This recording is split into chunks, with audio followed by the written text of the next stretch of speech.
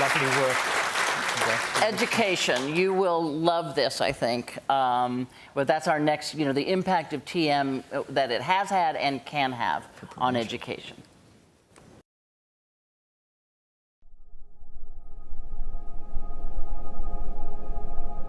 This is a rough neighborhood. And it becomes a struggle for a lot of the kids. It becomes a struggle. There's a lot of angry people in the Bronx. When I'm with my friends, I always make sure we're looking around because you never know, things happen. They're dealing with a difficult home situation because of drugs, because of alcohol, because of abuse, because of broken families. What they've internalized is that they're not good enough, they're not smart enough. They walk in the door feeling like they don't have a shot. College, for most of the people here, that's their only out. And if they don't really seize that opportunity, it's possible bad things can happen.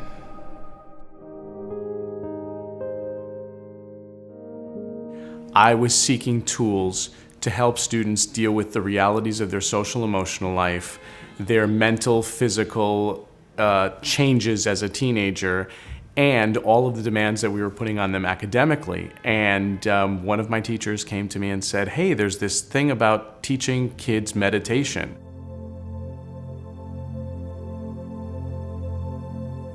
When I first heard about quiet time, I did not like it at all. But when I first tried it, it came so easy to me. All teenagers, when they come into school first period, they do not want to do nothing. They just want to sleep. It does give you rest to regenerate like a battery.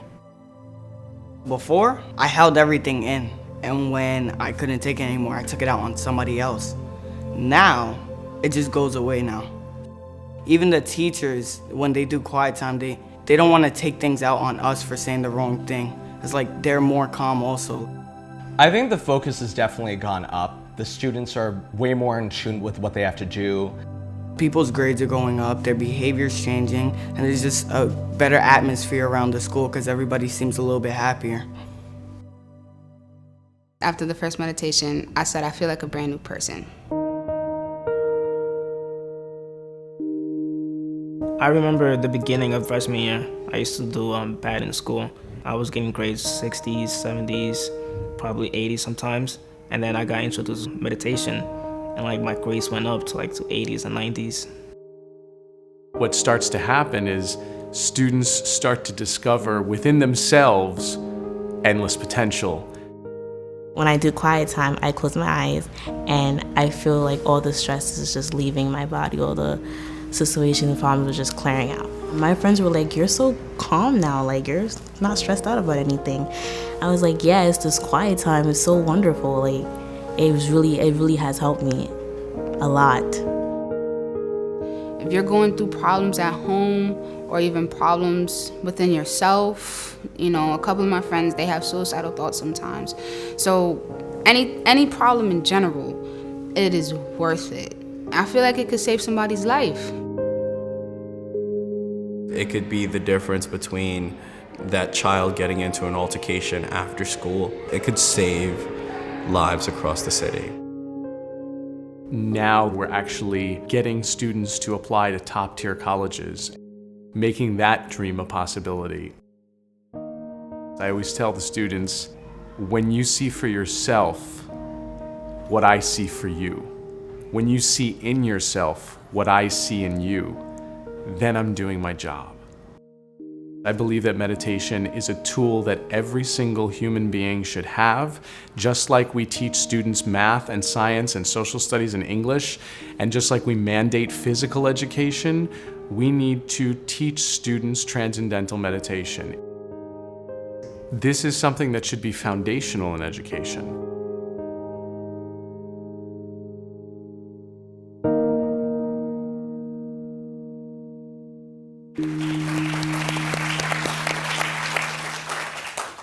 Before I comment, I would like to ask if all the teachers of Transcendental Meditation in the Washington, D.C. area could please stand up. These are people who are highly skilled. And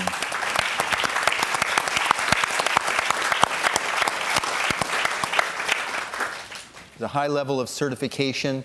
To become a teacher of Transcendental Meditation, it's a 6-month postgraduate level training, and these people are brilliant.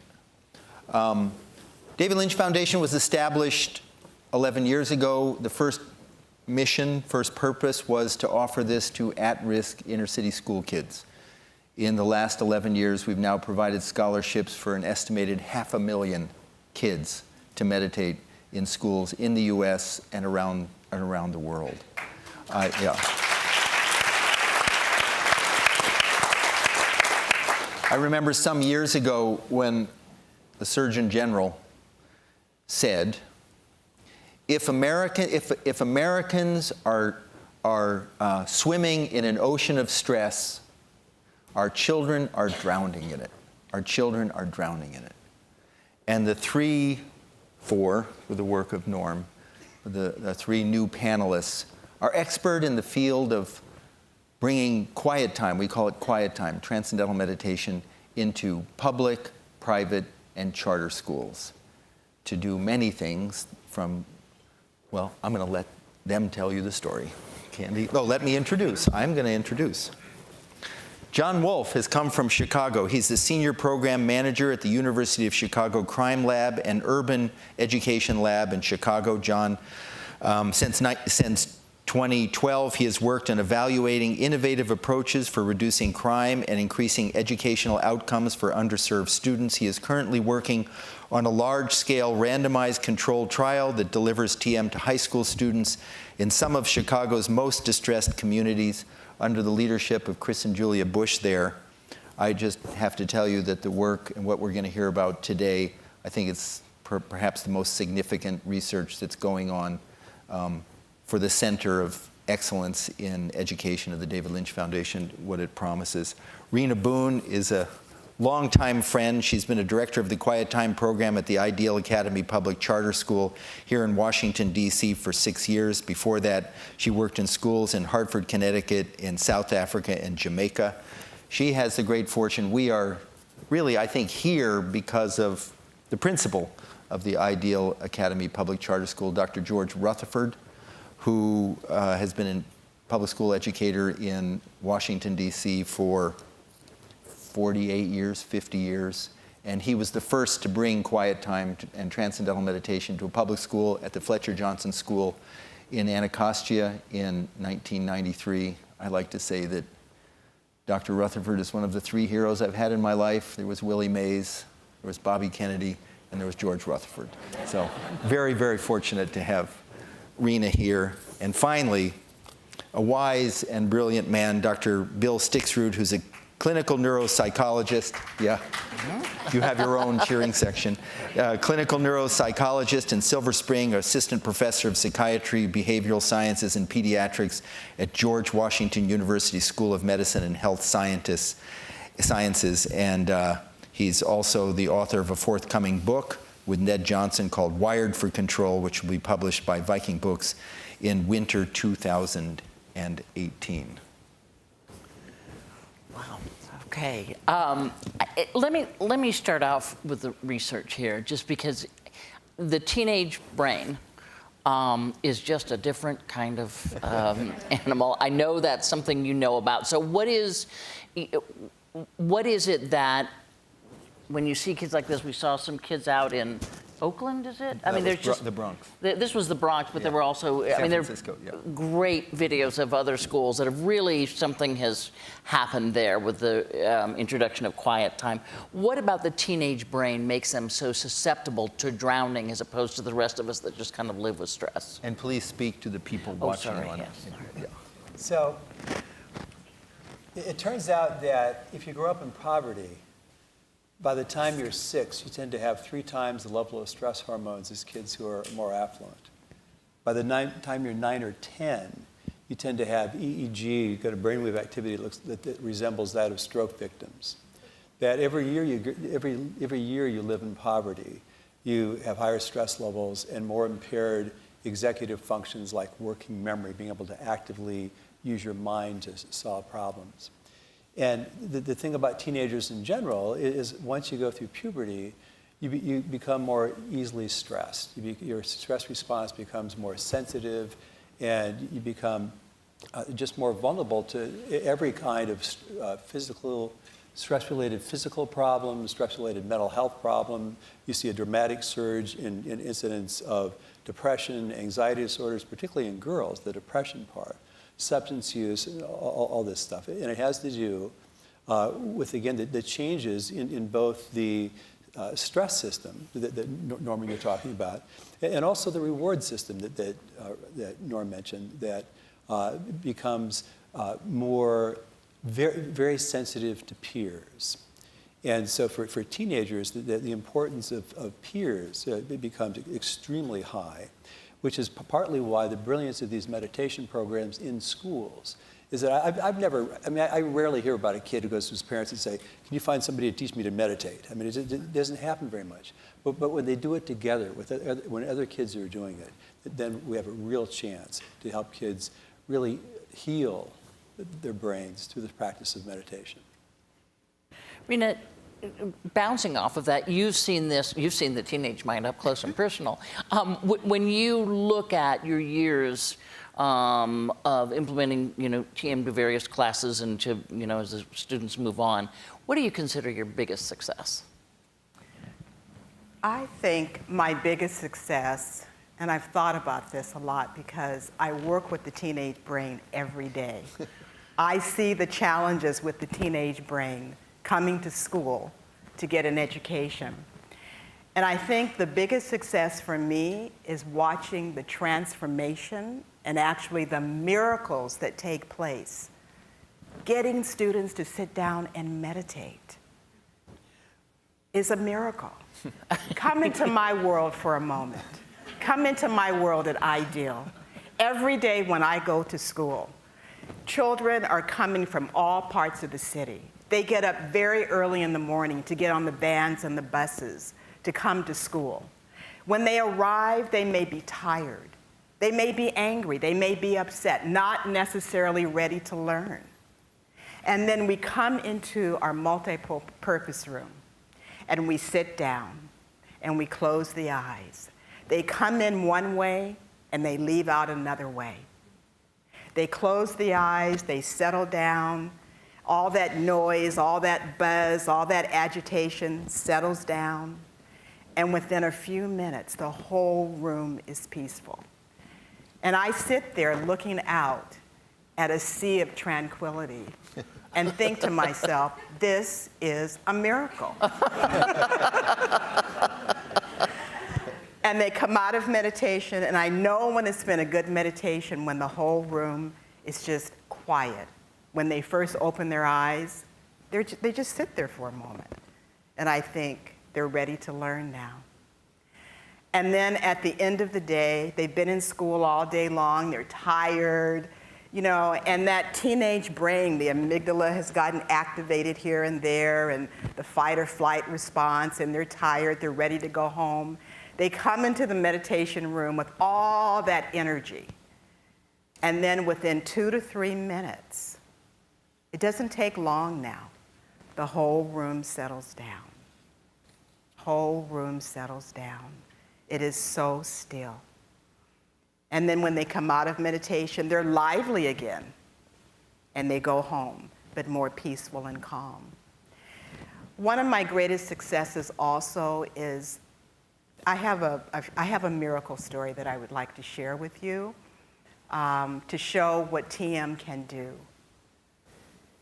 There was a boy 2 years ago in 5th grade, and he was very stressed. He had learning disabilities, he could barely read, hyperactive, would run around all the time. He would stick his thumb in his mouth just to comfort himself. And I taught him how to meditate. And over time, I could just see him settling down. The fact that he could start to sit in a chair, the fact that he could sit in a chair and meditate, once again, was a miracle. It didn't happen all at once, but day after day after day. And then this past January, a tragedy struck this family that this little boy is in. His young father was shot and killed in the district. And I said, this is not anything that a young child or anyone should be going through. He was devastated. And a fellow teacher and myself went to the funeral just to show support for the family so that he could know that we care. And so he was withdrawn for a while. And I continued to work with him and encouraging him. Yes, you can meditate. Yes, you can do this. Just close your eyes. Just think your mantra. If your eyes open, just close them again. And then he started to calm down again. We had summer vacation. He came back from summer vacation in August. And I could see a change in him. And I started working with him. He's meditating again.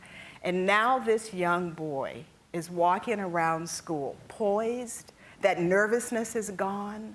He has a positive look on his face. A few times a week, he'll poke his head into my room and say, "May I meditate with you?" And I know that a life has been altered, a future has been altered, because if you give the human spirit a chance, it will thrive. Thank you.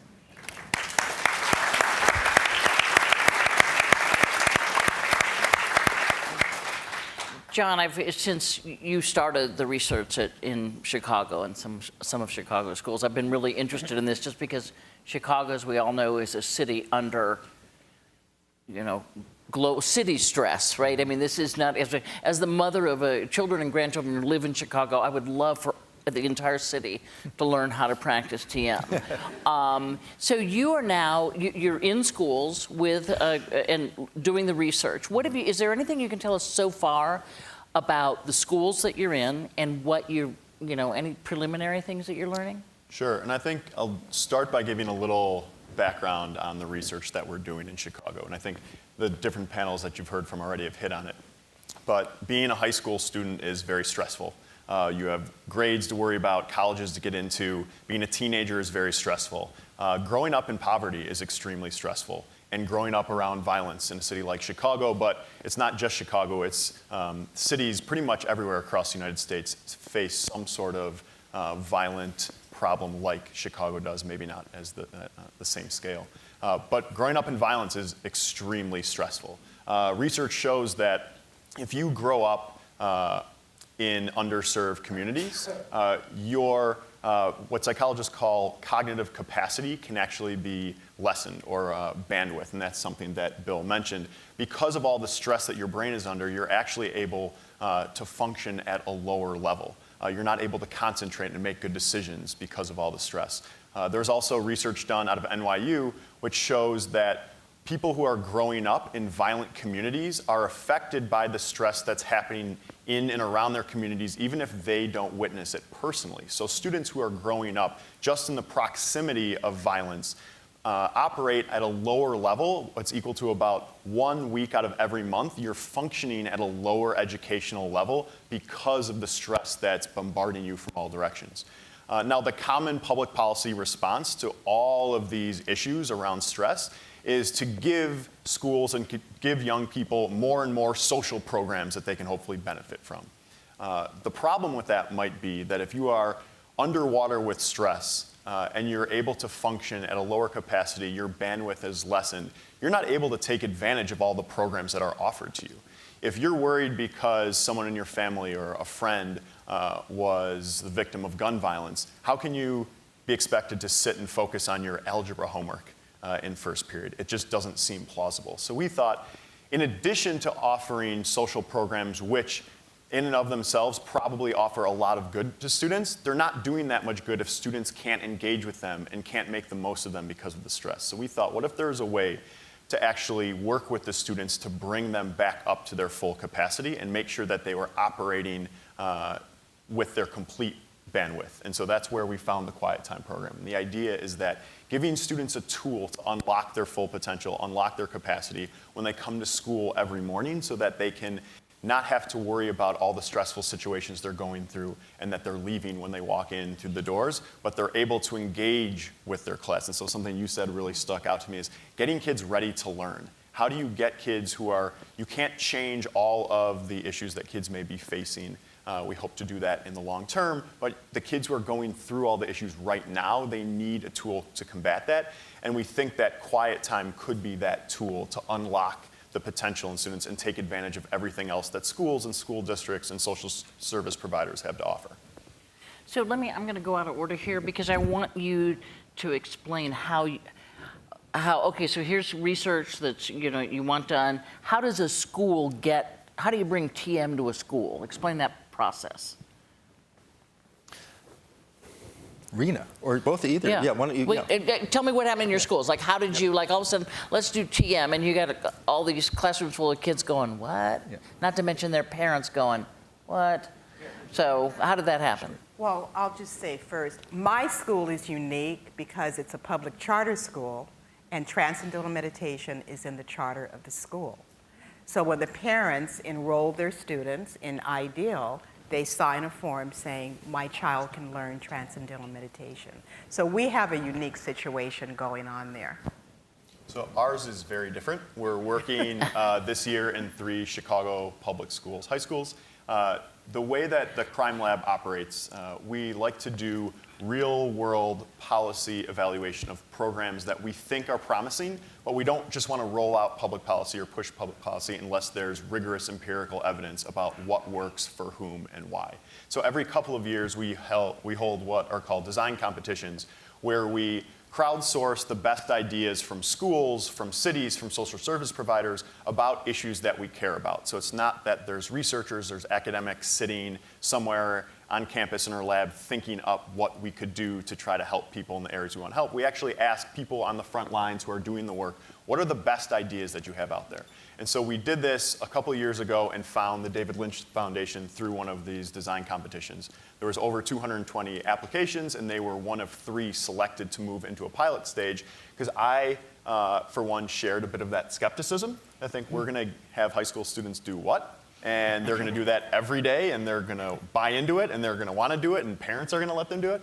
And so what we did was bring the David Lynch Foundation and the Quiet Time program into Chicago last academic year in a pilot program. So we thought, before we bring this full scale to schools, we need to figure out, will kids in Chicago actually do this on a regular basis? There's very promising data that shows the program operating in San Francisco. Some members of our team said, okay, but that's San Francisco, so the meditation program in schools might work there. Does it work in Chicago? Will it work in New York? Will it work in DC? And so we wanted to first have David Lynch and the Quiet Time program really kind of prove their chops. So we said, you have a year. We picked 2 high schools with the help of CPS. So they said, these are the schools that we think could benefit from them. Chicago Public Schools. And the David Lynch program went in and delivered TM to about 100 students last academic year. It wasn't part of a randomized control trial. Students were selected by teachers, by the administration in the school. And we thought, if this can work, then we'll think about bringing it to whole schools, bring it larger scale. So after a year of the program, we interviewed students, we talked to teachers, we talked to administrators and the TM teachers who are operating in the building, and just had glowing reviews from everyone who participated. One school in particular chose a group of students that has historically had a lot of mental health issues because of the track that they're on academically and the pressures they face.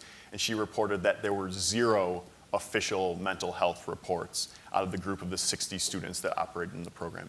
The other school, when we went to, we said, you have slots for about 60 students to participate. You can pick who they are. We're agnostic about who we're going to work with. We're just going to give this our best shot. So he said, why don't you pick my 10th graders, because they were the most difficult class for me the year before. If this works for them, I'm sold. And the students raved about the program, participated not just as part of a class, but actually sometimes had to leave class or leave lunch to go and do the meditation. So they had to seek it out because it wasn't built into the school day. So after gathering all that information in the pilot year, we worked with the public school system to say, we have raised enough funding to bring this to about 1,000 kids next year. Help us figure out who should get it. We picked 3 schools on the south and west sides of the city, historically the most violent and distressed communities in the city, where students at the school, even this year, have been victims of gun violence. And so it's something very real and pressing for the students who are participating in the program.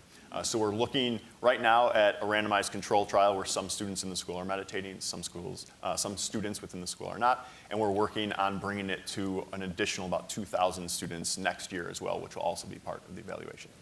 Dr. Stixrud, you talked about how it was important, I mean, that the peer pressure, if you will, of having a lot of kids together all doing it was helpful. Tell me why, in general, TM does seem to work, certainly in these, preliminarily here in Chicago, also here in Washington, various schools. What is it that happens that clearly, I mean, some of these kids are really living lives that even adults would have a hard time navigating. Why is this working? Well, I mean, there's a lot of mechanisms, and I think that two of the most important mechanisms explaining why TM seems to work is that in kids and in adults, if you do it, it induces the state of relaxed alertness, where you're very silent inside, completely awake. It also induces the state of brain organization, this coherence in the functioning of the hemispheres and the front and back part of the brain that is simply allows you to put things in perspective and think in a more organized way. And anything that we just know from all the sleep research, that deeply relaxing the mind and the body has enormously healing effects on mind and body. And so we see that there's very good evidence that TM lowers anxiety in kids, that it improves mood. And I think one of the most important mechanisms is that the first middle school in San Francisco that started the Quiet Time program, the Visitation Valley Middle School, I went out and lectured, and I walked through the halls with the assistant principal 3 years after they'd been doing the program. And the assistant principal said, now we're walking past the counselor's office. And 3 years ago, if we would have been walking by here, there would have been 30 kids standing out the hall, screwing around, bumping each other, and yelling and this and that. He said, no, there's not a single kid there.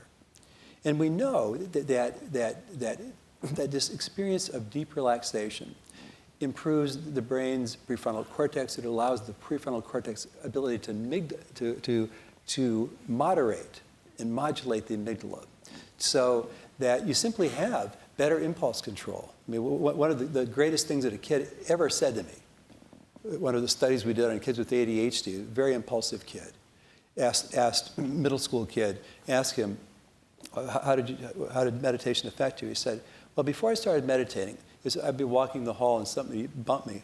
I turn around and hit him. But now I've been meditating for 3 months. If I've been walking the hall and somebody bumps me, I stop and think, should I hit him or not? You know, it's just a great story. But that ability, as Cindy was saying, that ability to inhibit is extremely powerful. And I'll also say, after I took this tour of Visitation Valley, I sat and watched these videos of kids talking about their experience learning meditation. And almost every single one of them said something like, I can sleep for the first time. And arguably, sleep is the most important thing for the developing brain. And people who grow up in these underserved communities and schools have chronic sleep disruption. And they can sleep because the first time in their life they feel safe. You can't fall asleep if you don't feel safe. And by quieting down that amygdala and increasing that ability of the prefrontal cortex to regulate the amygdala, but giving them the experience that there's actually a part of them there's a part of them inside that feels safe, they can sleep. The thing is, let me just wrap that up, just because you said something tweaked my interest. There is good reason for some of these children to be afraid. They're in bad neighborhoods. So how does that work? It makes them more able to think that they can deal with it?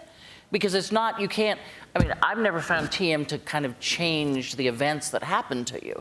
It changes how you react to events, I guess. Yeah.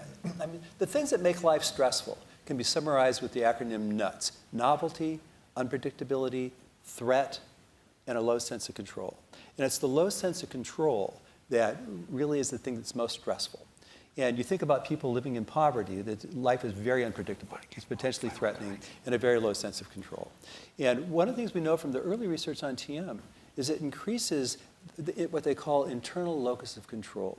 You feel a stronger sense of control over your own life. You have more optimism that actually what I do matters. You see this dramatic reduction in suspensions in these the quiet time schools, because kids feel that they feel safer in school, and they feel that there must be some reason that I have some potential. There's some reason for me to go to school. I have some possibility of making a life.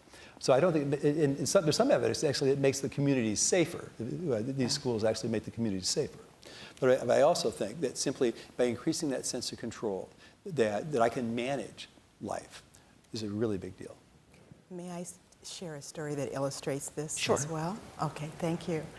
I have another story to illustrate what Bill was just talking about. In fact, I met with a mother yesterday. We have a parent and grandparent program at Ideal. And we've been reaching out in the community, teaching parents and grandparents, creating more peace in the home, creating more peace in the community. Because the children come to school and meditate, but when they can go back home and there's meditation going on in their homes, that's creating a more safe feeling for them in life, period. Well, I met with a woman yesterday, a mother, who has a daughter in 6th grade. And she said to me, I want the whole world to know my story because it is a miracle. And it started 3 years ago. I mean, three months ago. In August, this woman came into my quiet time room. Dr. Rutherford brought her to me. And she was trying to enroll her daughter in school. This young girl was suffering from severe anxiety. She had been bullied and traumatized in her other school in the previous year. She was sitting outside in the car with her grandmother, afraid to come into the school. And so the mother came and talked to me, and I told her about our quiet time program, and she lit up and she said, maybe I can get her to come inside and talk to you. So she went out. I said, tell her that in my school, I'm called Mama Boone. We're either Mama or Baba in my school. That's an Afrocentric tradition that we have. So she went outside and said, Mama Boone said she'd like to talk to you about quiet time and meditation. So the young girl said yes and came into the school. When she walked into my room, I could tell visibly that she was so stressed. In fact, she was wheezing. She just looked so uncomfortable.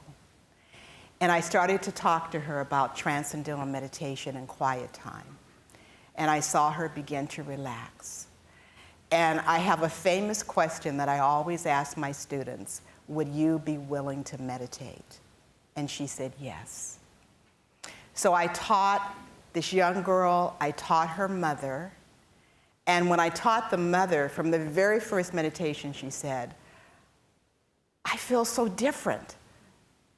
I feel so relaxed. I feel like something just got lifted from me. And then I taught the daughter. And when she came out of her first meditation, she was glowing. And the mother said she looks completely different. Well, it wasn't right away that she started to transform right from the very first meditation. But day after day after day, she began to take little baby steps. And the little baby steps were that she started to come to school for a few hours at first. And at first, she would go into the special education office and do her work. And then she began to go into the classroom with the other children. The other day, I looked into her room, and I saw her sitting there peacefully with the other children, learning. In the very beginning, the whole family was not sleeping because the girl couldn't sleep and the mother couldn't sleep. The mother had her own health challenges. All of that has transformed. And yesterday, the mother said to me, we have discovered that she has a hidden talent that we didn't even know about. She's singing now, and she has a beautiful voice. We didn't even know this. And I said to her, yes, because stress impedes creativity. You remove the stress, and all the gifts and the talents begin to emerge. And so this woman said, I want the whole world to know this. She had been taking her to Children's Hospital. She has a psychologist she's been working with. And the psychologist noticed the difference in her as well and said, I want to come and see what's going on at Ideal Academy because this really is making a difference in this young girl's life.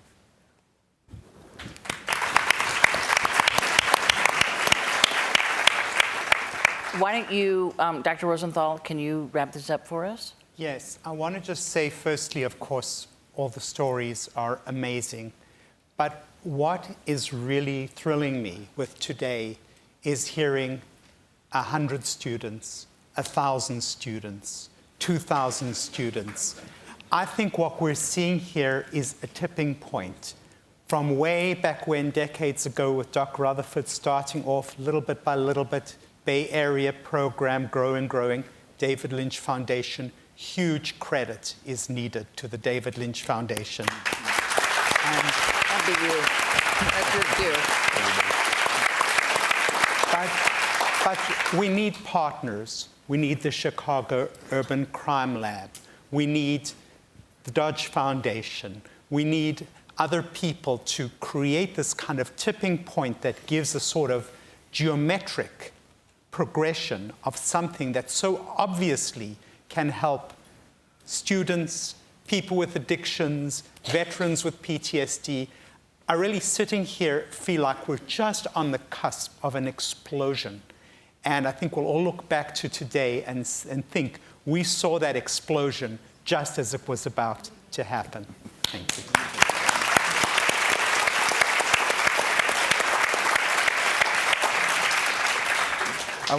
I want to conclude with a few thank yous, but first I want to just make this point.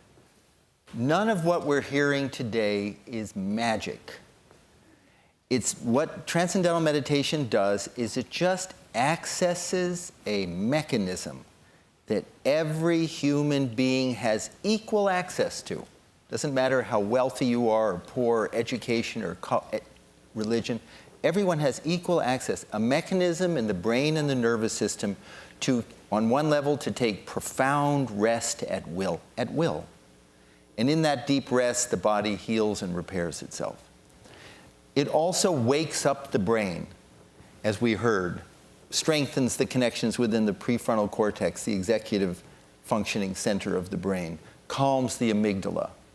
But it does that because of one thing: effortless access to the quiet level of my own self. Nothing else. I have choppy waves on the surface. I'm thinking. And I go to sleep and I try and stop thinking and I can't even go to sleep, or I fall asleep for 2 hours and then I'm thinking at 2 in the morning. Through the use we heard of a simple sound that has no meaning, and learning from a teacher, not out of a book. This isn't something that should be dealt with casually or flippantly. Learn from a certified teacher, someone who knows what they're doing, and they become your own personal teacher. Learn how to effortlessly access that, and the transformation is immediate. Maharishi Mahesh Yogi, who was a scientist, people don't know that, he was a scientist, a physicist before he became a great meditation teacher, was one time asked by a very skeptical reporter, yeah, she hates those skeptics. The reporter said, Maharishi, you talk about this, that TM can have such a profound effect and it can transform lives and violence and all this stuff and health that have been around chronic for years and years. It's like, dial it down, be more realistic. And Maharishi said, a room can be in darkness for one night, and a room can be in darkness for 100 years. And you turn on the light and the darkness disappears. Doesn't take another 3 hours or 3 minutes. Darkness is stress. We have a mechanism inside of us, a light, which just means that calm wakefulness. Access it, it can transform lives. I am so grateful that all of our panelists have traveled many far distances. You didn't ask for any money to do this. You even paid your own travel. We're very, very, very grateful that you did this. It's amazing the work, except for Dave, I paid yours, and some others. Yeah. It's amazing the work that you're doing. And Lynn Kaplan in Los Angeles and Lauren Valasek in San Francisco with their teams. David Shapiro, work that he's doing in Africa with PTSD, really transformational. Our board members, Richard Crichton and Jane Ottenberg, and Rona and Jeffrey Abramson, members of the board of directors of the David Lynch Foundation. I'd like you to meet Freda Plesser. If you could stand up for a moment. Freda is our liaison for government functions here. Ina Clark in the back, who is working with development, really great. And Kathleen, you're the one who made this all happen. Get out here, get out here, get out here.